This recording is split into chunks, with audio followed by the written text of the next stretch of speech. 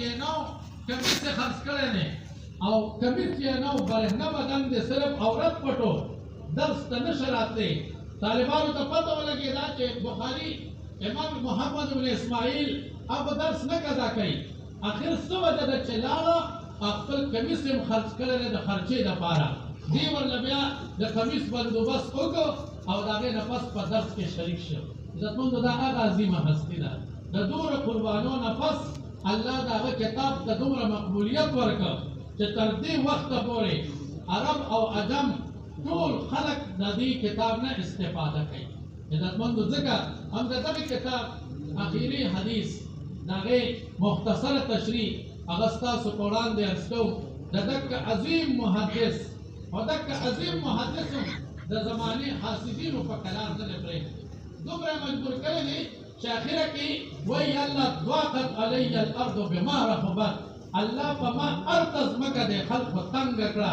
یا الله ما قبض که مخکې د هغې نه چې په فتنه کې واقع شمه ولې د حاسدینو د حسد د وجې نه کله به یو خوا جلاوطن کړ کله به یې بل خوا هغه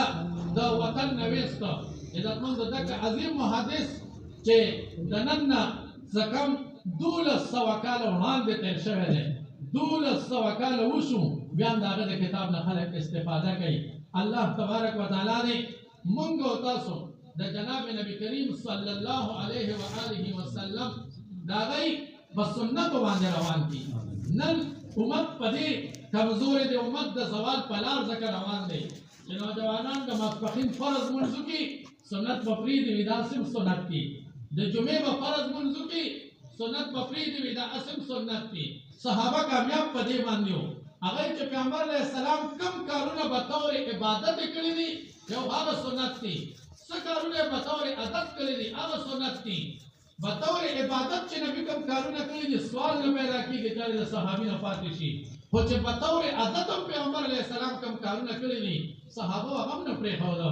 عبدالله بن عمر رضی الله عنهما را روان دی د مدینې منورې نه یو ځای کې یو ونه راغله د هغه ونې لاندې کېناسته صحابه ورته وایي څه د کول د دې ونې لاندې وایي زه نه ستړی وم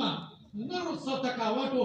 هېڅ قسمه تکلیف نه و راته خو په سفر کې مې جناب نبي کریم صلی الله علیه وسلم لیدلی و چې د دې ونې لاندې دمه کړې وه ما وی چې ځم د پیغمبر علیه السلام دقه تابعداري وکړم او د دې ونې لاندې دمه وکړم بلکې دې ونې ته به یې اوبه مچولې چې دلته پیغمبر علیه السلام دمه کړې ده بل صحابي د سرکونډي ویښتې اوږده شوي دي ملګري ورته وایي دا ویښته کټ که لږه واړی که وایي نه پیغمبر علیه السلام یو ځل زمانه دا ویښته په خپل موټي کې نیولې دي چې په کوم لاس د پیغمبر علیه السلام لاس مبارک په کومه ویښتو راغلی د هغې له کینچي څنګه وسم دا ویښته به نه کټ کېږي د پیغمبر علیه السلام لاس مبارک ورسره لګېدلی دی عزتمندو دارالعلوم دیوبند محتمل مولانا قاسم نانوتوي رحمت الله علیه هغه یو ځل حدیث یې کته کور کې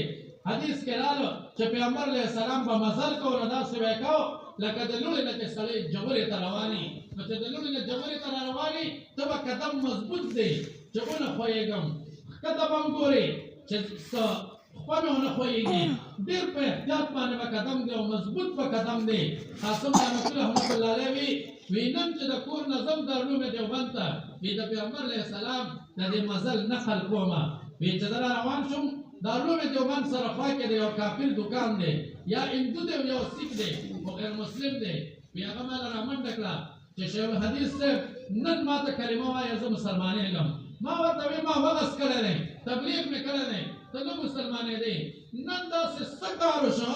چې هغه ته په ایمان راوړو مجبوره کړې وی نن مې چې ستا د مزل ته وکتل وی ما مې چې دا د درنو خلکو مزل دی دروند مزل دی درانه خلک دی معزز خلک دی د دې وجه نه زه په کلمه ویلو مجبور یم ما ته کلمه دا د پیغمبر علیه السلام د هغه سنت تابعداري چې بطور عادت پیغمبر علیه السلام کړی دي چې پیغمبر علیه السلام کوم کارونه بطور سنت کړي دي عبادت کړی دي که چېرې هغه ما ورته اپناو کړو نو زمونږ دا کورونه به د جنت نمونې ګرځي که نه به ګرځي ګرځي به عزتمندو الله تبارک وتعالی دی زمونږ او ستاسو ژوند د الله د احکامو او د خپل نبي کریم صلی الله علیه وسلم د طریقو مطابق کړي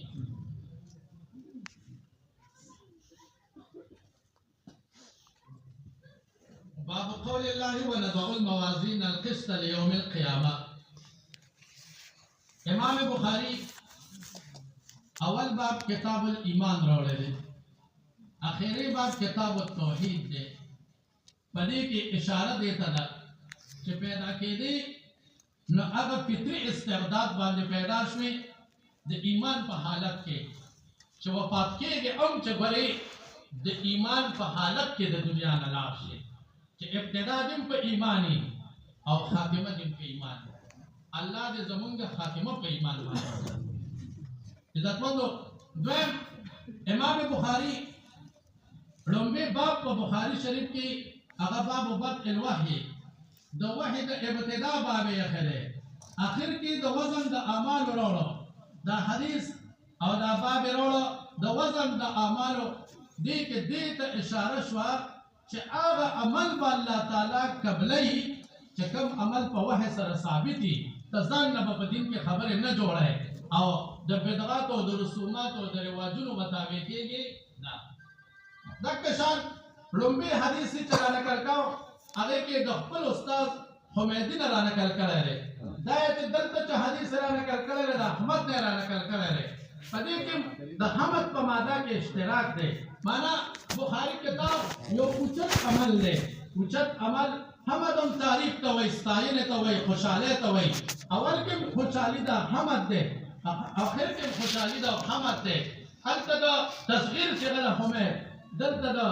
اسم تفضیل صيغه ده معنا په اول کې خوشحالي کمای او چې هرکله سر ته ورسي نو بیا خوشحالي دا نورم سی وایي عزتمندو دا باب یې خره او بل تر رب کله دی په معتزله باندې معتزله د وزن د اعمالو نه منکر دي هغه وایي چې اعمال خو اعراض دي چې هرکله اذا وجدت بتلاشت چې هرکله ومندل شي بس ختم شي نو اعراض به څنګه تلل کېږي دا د هغه معتزله عقیده وه کدی زمانه کې لیدلې وي چې اعراض تلل کېږي حرارت تلل کېږي زلزلہ تلل کېږي د کشان نمی تلل کېږي کدا خبرې لیدلې وي نو بیا به دغه معتزله د دې نه انکار نه کوي چې اعراض څنګه تلل کېږي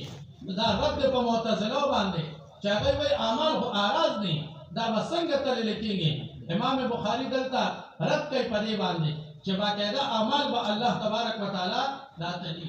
باب قول الله ونضع الموازين القسط ليوم القيامه او من بغدو انصاف والا تلي من بغدو انصاف والا تلي فرض د قیامت باندې